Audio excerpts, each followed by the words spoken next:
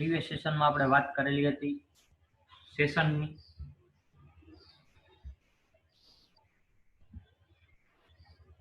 Session વિશે આપણે જોયું હતું.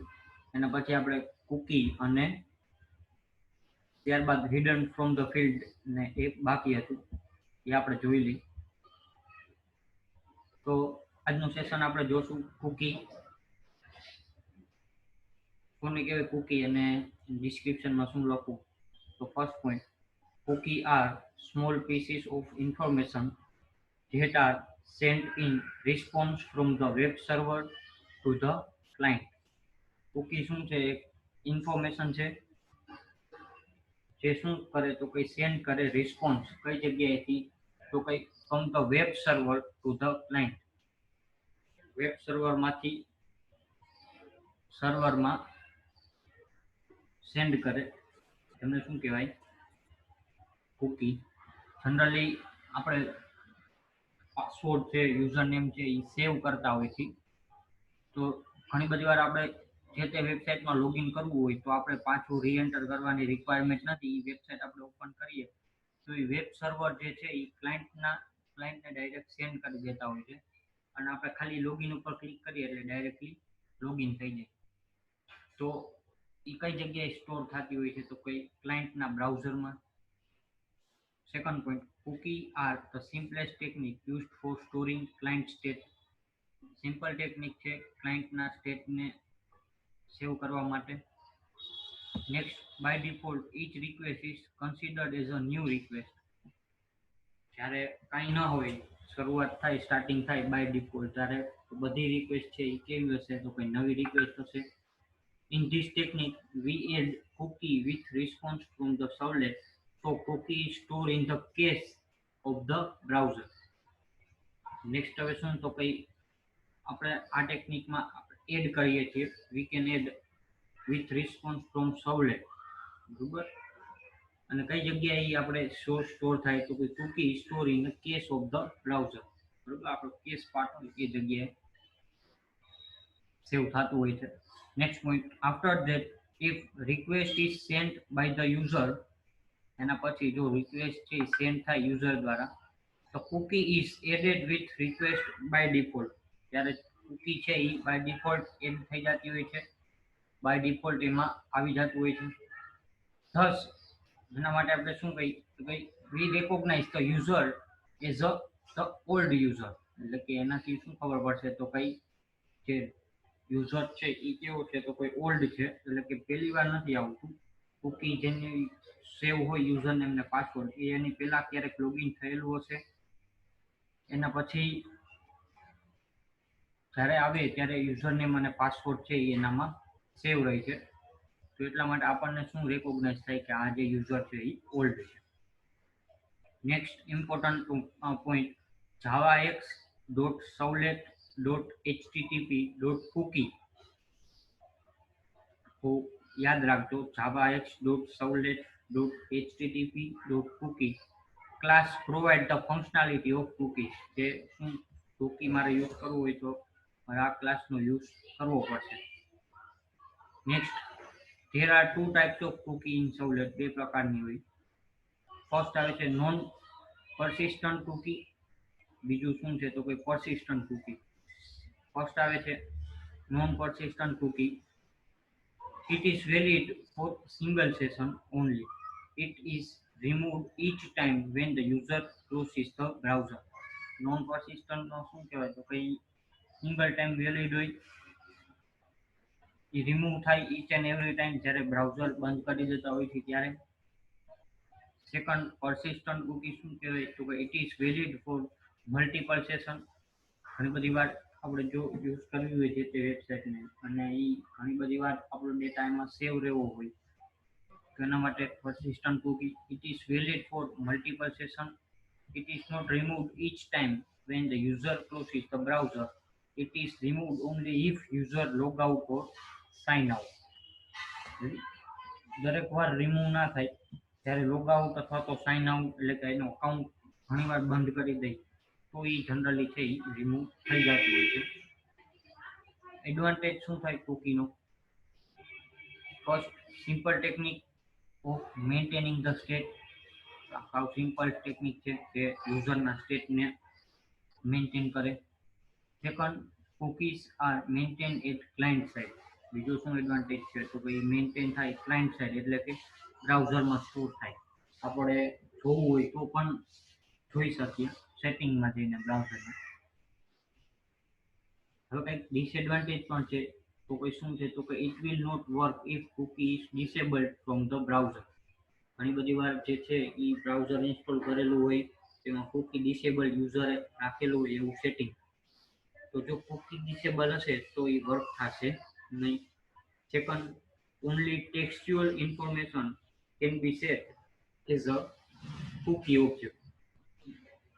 ટેક્સ્ચ્યુઅલ ઇન્ફોર્મેશન એટલે કે ટેક્સ્ટ કુકી છે એ ટેક્સ્ટ એટલે કે યુઝરનેમ અને પાસવર્ડ તરીકે સેવ થશે. કોઈ યુઝરનેમમાં પોતાનો ફોટો રાખ્યો હોય તો એ કુકીમાં સેવ થશે નહીં. Next, constructor of cookie class is given below.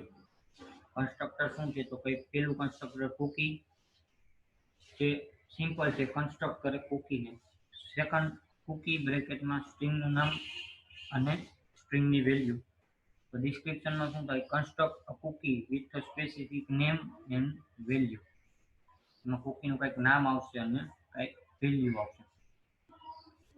Next, method of cookie class is given below. જે મેથડ છે એ કઈ મેથડ છે તો કઈ ફર્સ્ટ આવે છે void set max age integer expiry. શું કહેવા માંગે છે તો કે this method sets how much time in second, આપણે સેકન્ડમાં આપવાનું how much time should elapse before the cookie expire. કેટલો ટાઈમ આપણે મેક્સિમમ સેટ કરવો છે કોઈ પણને, બરોબર, કે એ જગ્યાએ એ ટાઈમ પછી કુકી છે એ ડિલીટ થઈ જાય ઓટોમેટિકલી. સ્ટ્રિંગ ગેટ નેમ શું છે તો કે return the name of the cookie. Name can not be change after creation. Name create કરશે, નેમ જે છે એ રિટર્ન કરશે. String get value return the value of the cookie એટલે કંઈક પાસવર્ડ હશે એ રિટર્ન કરશે.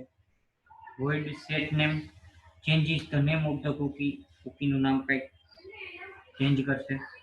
void set name change the value of the cookie. કુકીની વેલ્યુ મારે ચેન્જ કરવું હોય, પાસવર્ડ ચેન્જ કરવું હોય તો એ સેટ વેલ્યુથી ચેન્જ થઈ શકશે. void add cookie method of http servlet response interface is used to add cookie in response object.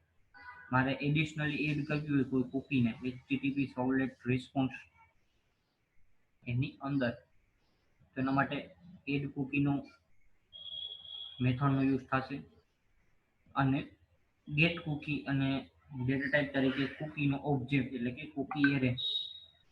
Method of http servlet request interface is used to return all the cookie from the browser.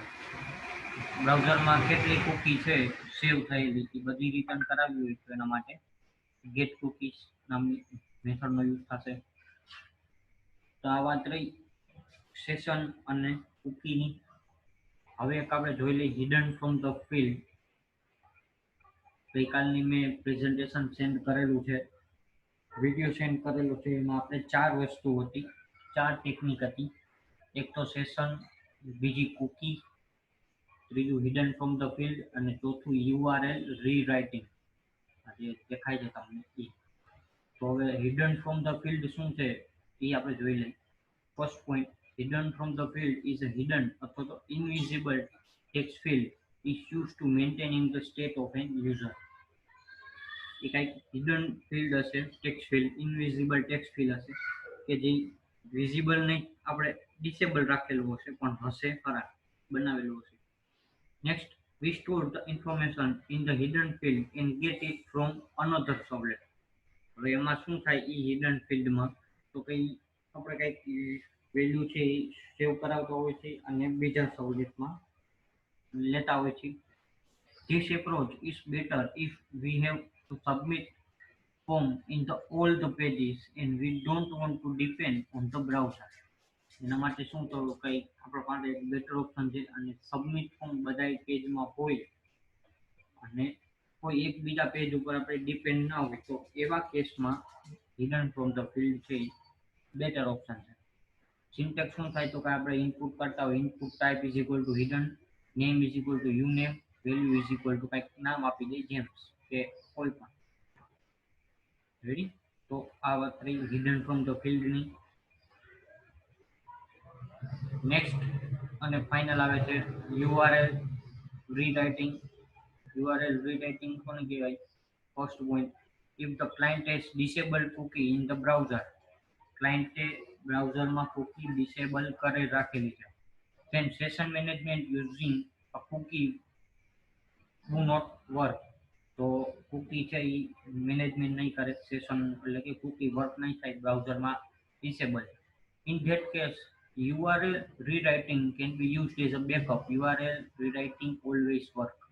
તો એવા કેસમાં URL rewriting છે એ શું છે તો કોઈ work કરતું હોય છે, કેવી રીતે જોઈએ. Second point, in URL rewriting a token અથવા તો parameter is added at the end of the URL. આપણે કંઈ ગૂગલમાં સર્ચ કરતા હોય છે તો એ આપણે જે ગૂગલમાં લખેલું હોય એ ઉપર જે URL હોય એમાં પ્લસ પ્લસ થઈને એડ થઈ જતું હોય છે. Next third point, the token consists of name or value pair separate by the equal sign. હવે એમાં શું છે તો કે એમાં કંઈક નેમ હશે અને વેલ્યુ હશે એ સેપરેટ કરતું હોય છે ઇક્વલથી.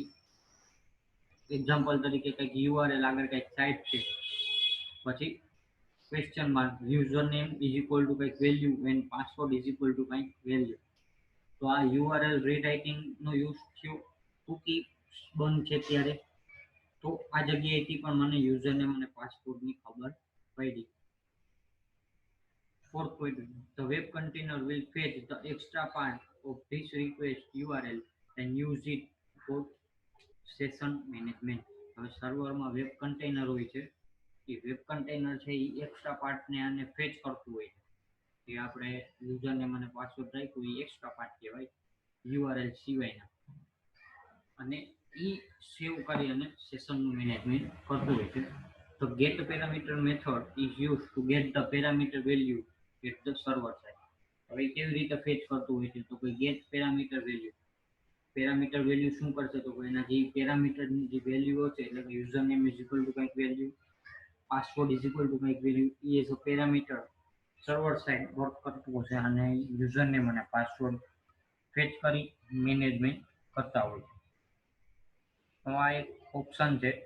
અત્યારે તો જનરલી સેશન અને કૂકી ઓન ડિમાન્ડ યુઝ થતા હોય છે, પણ આવું પણ થઈ શકે. એના પછીનો જે ડિફરન્સ છે સર્વલેટ કન્ફિગ અને સર્વલેટ કન્ટેક્સ્ટ, એ આપણે સૌથી પહેલા પ્રોગ્રામ જોવો પડશે અને ત્યારબાદ આપણે આ ડિફરન્સ જોશું. તો હવે જે નેક્સ્ટ અહીંયા આપણું જે યુનિટ છે સર્વલેટ રિલેટેડ, એ યુનિટ છે એ કમ્પ્લીટ થાય છે. યુનિટનો જે પ્રોગ્રામ છે કે કેવી રીતે સર્વલેટનો પ્રોગ્રામ રન કરવો એ એક પ્રેક્ટિકલ વસ્તુ. તો એ સર્વલેટના પ્રોગ્રામ રન કરવા માટે મારે શેની જરૂર પડશે એ આપણે આવતા સેશન એટલે કે નેક્સ્ટ સેશનમાં આપણે જોશું. પણ થિયરી કન્સેપ્ટ જે છે બરોબર, સેશન રિલેટેડ, સેશનની ડેફિનેશન, સેશનનું સર્વલેટનું ઇન્ટ્રોડક્શન, સર્વલેટની life cycle, how servlet works, પછી session, cookie, URL rewriting, hidden from the field. Ready? તો આ બધી વસ્તુ જે થિયરી પાર્ટમાં આવેલી છે એ થિયરી પાર્ટ આપણે અહીંયા કમ્પ્લીટ થાય છે.